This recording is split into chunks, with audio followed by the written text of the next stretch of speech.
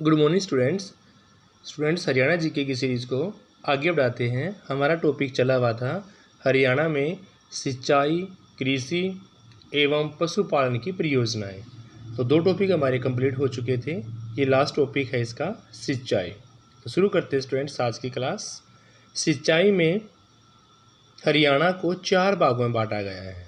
अगर हम सिंचाई की योजना देखते हैं तो हरियाणा को 4 मेन भागों में बांटा गया है, जिनमें से एक है उत्तर पूर्वी भाग, दूसरा मध्यवर्ती भाग, दक्षिण का पूर्वी भाग, रेतीला भाग। कितने भाग हो गए भाई? 4।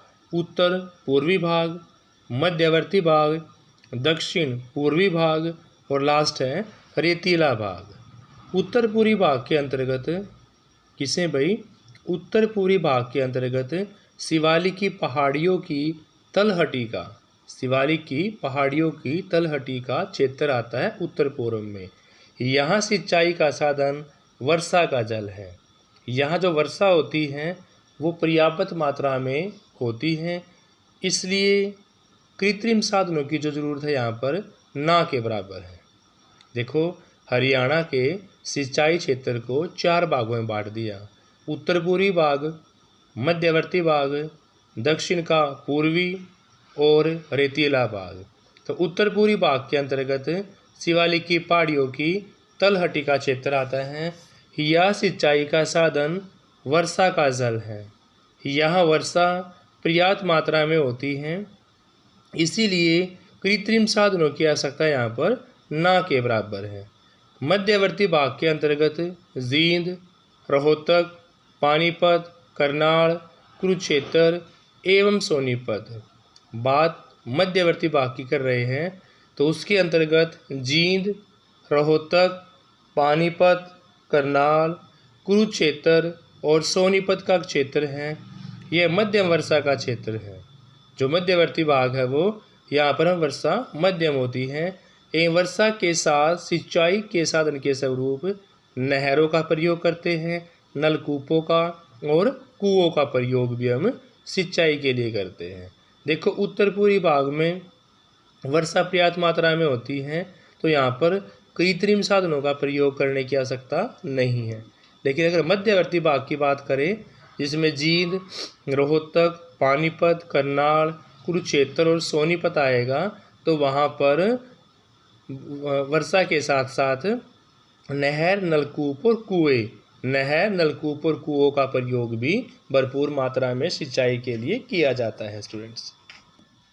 फिर तीसरा क्षेत्र आता है स्टूडेंट्स दक्षिण पूर्वी भाग। दक्षिणी पूर्वी भाग के अंतर्गत गुड़गांव और फरीदाबाद। दक्षिण पूर्व में गुड़गांव और फरीदाबाद जिले हैं। यह बहुत कम वर्षा वाला क्षेत्र है। यहाँ पर वर्षा जो है वो बहुत कम होती है। हिसार, सिरसा, भिवानी एवं महेंद्रगढ़ जिलों के क्षेत्र हरियाणा के रेतीले भाग के अंतर्गत आते हैं। यहाँ वर्षा लगभग ना के बराबर होती है। ज्वार, बाजरा, चना, गेहूँ, मक्का इत्यादि यहाँ की प्रमुख फसलें हैं। सिंचाई का साधन यहाँ क्या माना गया भाई? सिंचाई का साधन यहाँ नलकूप माने गए हैं। किन क्षेत्रों में भाई? हिसार, सिरसा, भिवानी और महेंद्रगढ़ के अंदर। फिर हरियाणा में सिंचित भूमि की 48.31% नहरों के द्वारा, 50% नलकूपों के द्वारा और जो शेष बचा हुआ है वहाँ पर अन्य साधनों के द्वारा सिंचाई की जाती है स्टूडेंट्स। यानी हरियाणा में सिंचित भूमि की 48.31% नहरों के द्वारा, 50% नलकूपों के द्वारा और जो शेष बचा है वो अन्य साधनों के द्वारा सिंचाई की जाती है। हरियाणा की 2 नहरें हैं, एक बाखड़ा नहर एवं पश्चिमी यमुना नहर। यानी कि हरियाणा के अंदर 2 प्रमुख नहरें हैं, एक बाखड़ा नहर और दूसरी है पश्चिमी यमुना नहर। राज्य में नहरों की कुल संख्या लगभग 1429 है। राज्य में नहरों की कुल संख्या की बात करते हैं तो 1429 गिनी गई है स्टूडेंट्स। आगे देखते हैं।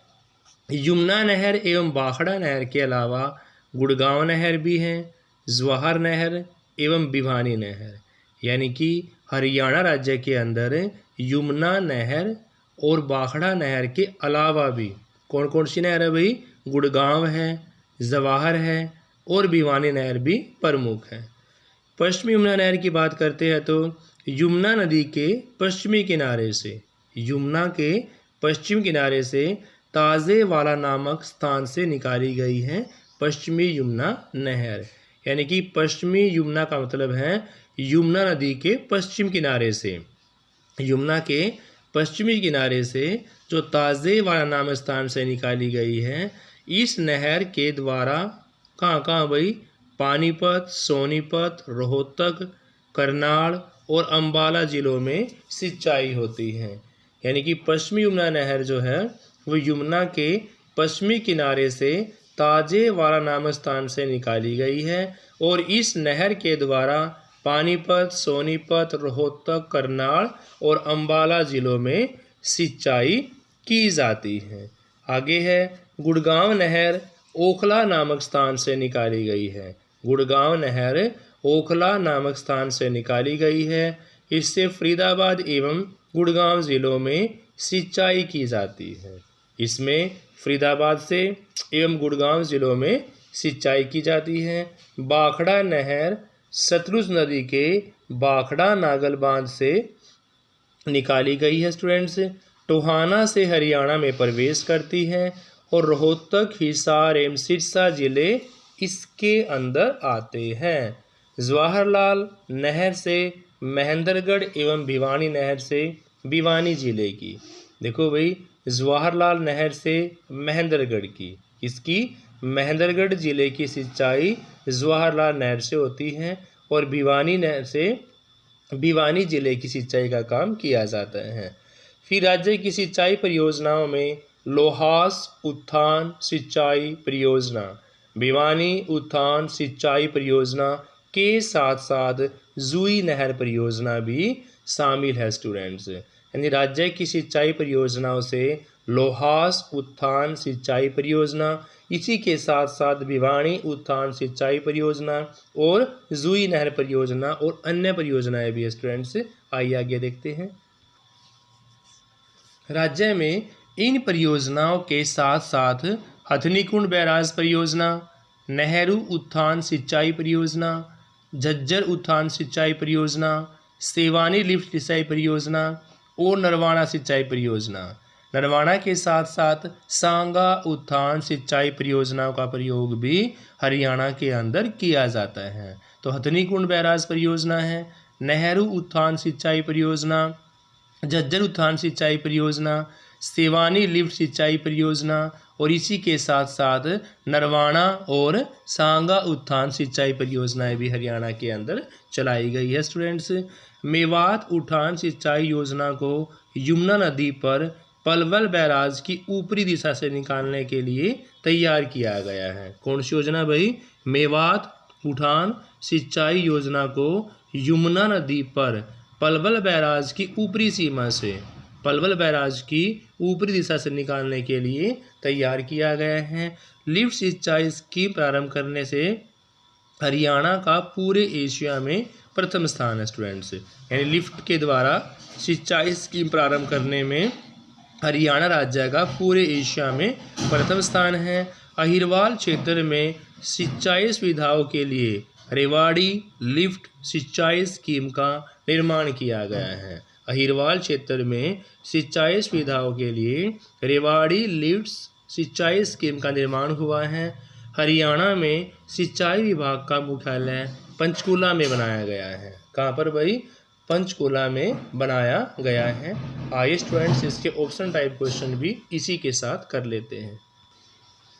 तो स्टूडेंट्स आपका फर्स्ट क्वेश्चन है, हरियाणा के किस किस जिलों के शिवालिक क्षेत्र में होने वाले भूमि कटाव को रोकने के लिए विश्व बैंक की सहायता से समन्वित जलागम विकास, इसको हम कंडी परियोजना बोलते हैं, समन्वित जलागम विकास को कांडी के नाम से जानते हैं, परियोजना चलाई जा रही है। यानी कि हरियाणा के किस जिले में शिवालिक क्षेत्र से होने वाले भूमि कटाव को रोकने के लिए इसकी सहायता से भी विश्व बैंक की सहायता से एक समन्वित जलागम विकास या कांडी परियोजना चलाई जा रही है। तो वो है अम्बाला, पंचकूला, यमुनानगर। अम्बाला, पंचकूला और यमुनानगर इसका राइट आंसर होगा स्टूडेंट्स, इसलिए डी राइट आंसर है ये सभी।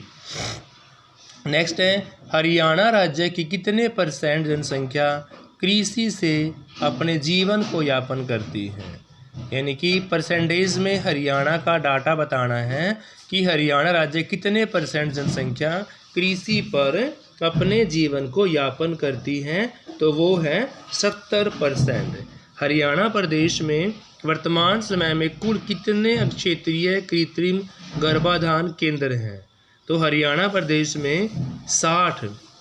इस समय हरियाणा प्रदेश में 60 ऐसे क्षेत्रीय कृत्रिम गर्भाधान केंद्र स्थापित किए गए हैं। 60। हथनीकुंड बैराज परियोजना हरियाणा के किस जिले में लगाई गई है। स्टूडेंट्स से क्वेश्चन पूछा गया है कि जो हथनीकुंड बैराज परियोजना है वो हरियाणा के किस जिले में है। तो भाई हथनीकुंड बैराज परियोजना हरियाणा के यमुनानगर जिले के अंदर स्थापित की गई है। किस योजना का अर्थ पानी को निचले स्तर से ऊपर और शुष्क ढलानों पर चढ़ाना है। आपके पास 4 योजना दी गई है। इन 4 योजनाओं में से किस योजना का अर्थ पानी को निचले स्तर से ऊपर और शुष्क ढलानों पर चढ़ाना है। तो वो है लिफ्ट सिंचाई योजना। 3rd इसका राइट आंसर होगा भाई लिफ्ट सिंचाई योजना।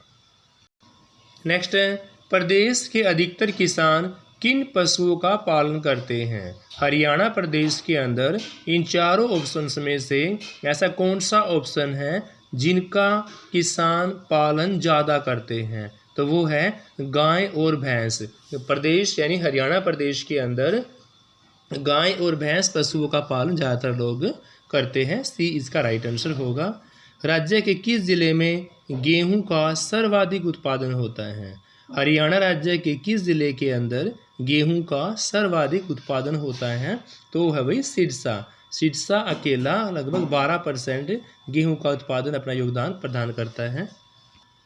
नेक्स्ट है, इनमें से भैंस की कौन सी नस्ल ब्लैक गोल्ड के नाम से प्रसिद्ध है। इनमें से भैंस की कौन सी नस्ल ब्लैक गोल्ड के नाम से प्रसिद्ध है। तो भी ब्लैक गोल्ड जो है मुर्रा नस्ल की भैंसों को बोला गया है। ब्लैक गोल्ड के नाम से मुर्रा नस्ल की भैंस कही गई है।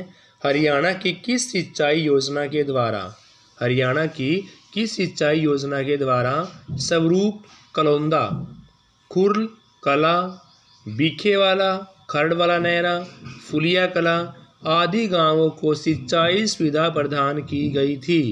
यानी हरियाणा की उस सिंचाई योजना का नाम बताना है जिसमें स्वरूप कलौंदा, खुर्ल कला, बीखेवाला, खरड़वाला नहरा, फुलिया कला आदि गांवों की सिंचाई सुविधा प्राप्त की गई है। तो वो है भाई सिंचाई के लिए नरवाना की सिंचाई परियोजना।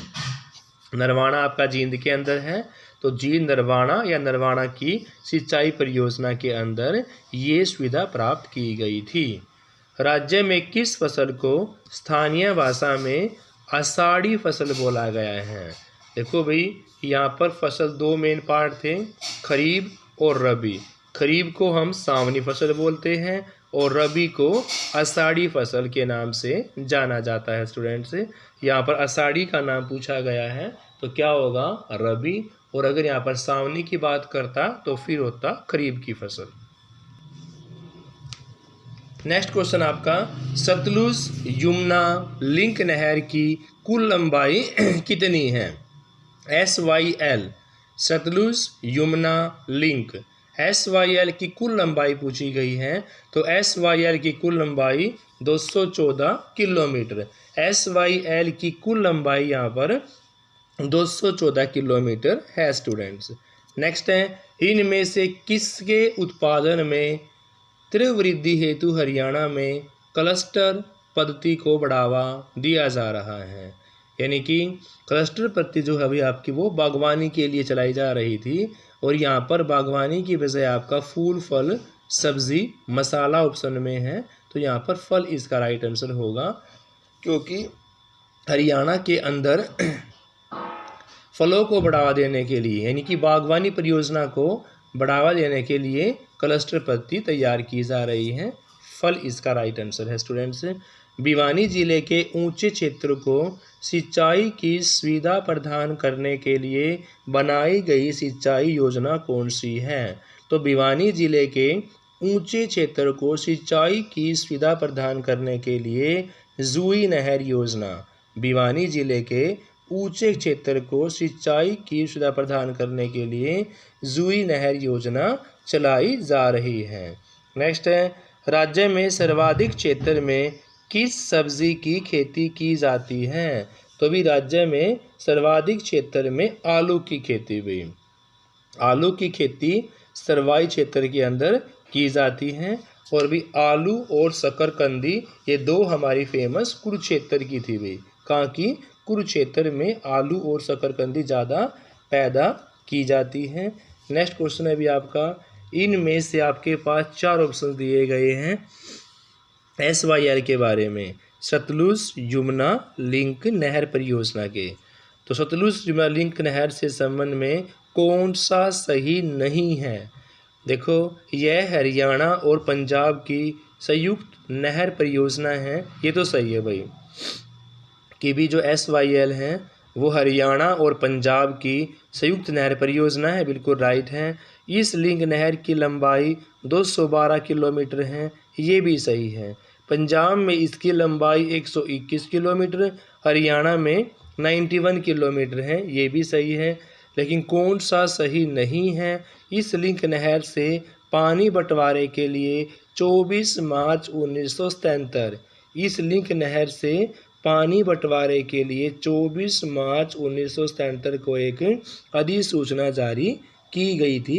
ये इसका राइट आंसर नहीं है, क्योंकि देखो सही नहीं पूछा हुआ है, तो ये ही सही नहीं है कि इस लिंक नहर से पानी बंटवारे के लिए 24 मार्च 1977 को एक अधिसूचना जारी की गई थी। बाकी 3 ऑप्शन आपके राइट है।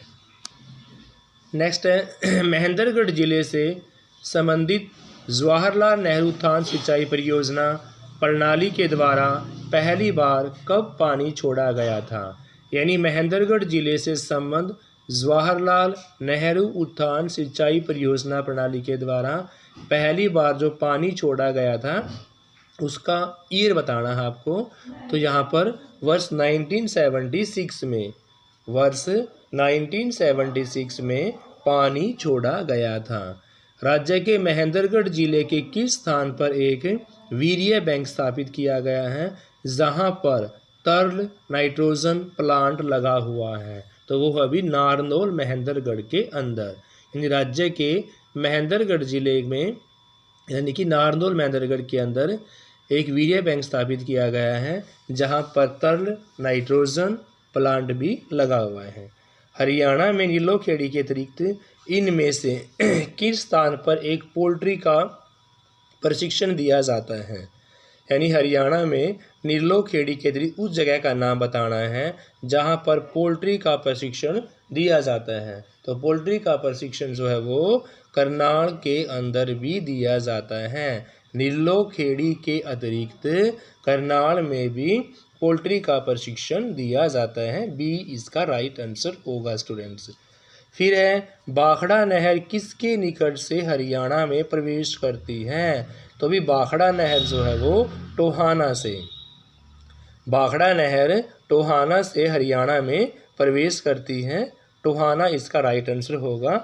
राज्य का कौन सा जिला खुम्बी के उत्पादन में पूरे देश में, हरियाणा की नहीं पूरे देश में अग्रणी है? तो भी सोनीपत ऐसा जिला है जो खुम्बी के उत्पादन में देश में अग्रणीय है। और सोनीपत का खुम्बड़ू गांव जो है वो सोनीपत के अंदर है, और सोनीपत ऐसा जिला है जो खुम्बी के उत्पादन में पूरे देश में हरियाणा में प्रसिद्ध है। जिला भिवानी में पशु प्रजनन हेतु वीर्य कोष की स्थापना किस सन में की गई थी? क्वेश्चन पूछा गया है, जिला भिवानी में पशु प्रजनन हेतु वीर्य कोष की स्थापना किस सन में की गई थी? तो ये की गई थी सन 1972 में। सन 1972 में इसकी स्थापना की गई थी भी। किस चिड़ियाघर का नवीनीकरण करके उसे वन्य जीव संरक्षण एवं शिक्षा को समर्पित किया गया है? तो वो है भिवानी चिड़ियाघर। भिवानी चिड़ियाघर को हम छोटा चिड़ियाघर के नाम से भी जानते हैं। देखो यहाँ पर आपके 3 फेमस चिड़ियाघर हैं, भिवानी का, रोहतक का और कुरुक्षेत्र में पिपली का। पिपली कुरुक्षेत्र में है, रोहतक में है और भिवानी के अंदर है। और भिवानी का जो छोटा चिड़ियाघर के नाम से है वो नवीनीकरण करके उसका एक वन्य जीव संरक्षण और शिक्षा को समर्पित कर दिया गया है भिवानी, जिसको हम छोटा चिड़ियाघर के नाम से भी जानते हैं। नेक्स्ट है, इनमें से किससे पशुओं का हरियाणा नस्ल संबंधित है? यानी कि आपके पास गाय, भैंस, भेड़, बकरी दी हुई हैं। पशुओं का हरियाणा की नस्ल जो है वो है आपका गाय। व्यावसायिक मार्गदर्शन केंद्रों द्वारा राज्य में व्यावसायिक सूचना प्रदान की जाती है। यानी कि इन चारों ऑप्शन में से वे कौन से हैं जिसके द्वारा व्यावसायिक मार्गदर्शन केंद्रों द्वारा राज्य में व्यवसाय की सूचना को प्रदान किया जाता है? तो वो है ग्रुप गोष्ठियों के द्वारा, व्यावसायिक प्रवचनों के द्वारा, व्यावसायिक मार्गदर्शन सप्ताह के माध्यम से। डी इसका राइट आंसर होगा स्टूडेंट्स। व्यावसायिक मार्गदर्शन केंद्रों के द्वारा जो राज्य में सूचना प्रदान की जाती हैं उसमें ग्रुप गोष्ठी भी आती है, व्यावसायिक प्रवचन भी आते हैं और इसके साथ साथ व्यावसायिक मार्गदर्शन सप्ताह के माध्यम से भी यह सूचना प्रदान की जाती है। और लास्ट क्वेश्चन आज की वीडियो का, हरियाणा राज्य को कितने कृषि जलवायु क्षेत्रों में बांटा गया है? तो हरियाणा राज्य को 2 कृषि जलवायु क्षेत्रों में बांटा गया है। बी सी इसका राइट आंसर होगा स्टूडेंट्स 2। तो भाई इस क्लास में इतना ही students. Thank you students, have a nice day. Please class को लाइक शेयर अवश्य करें।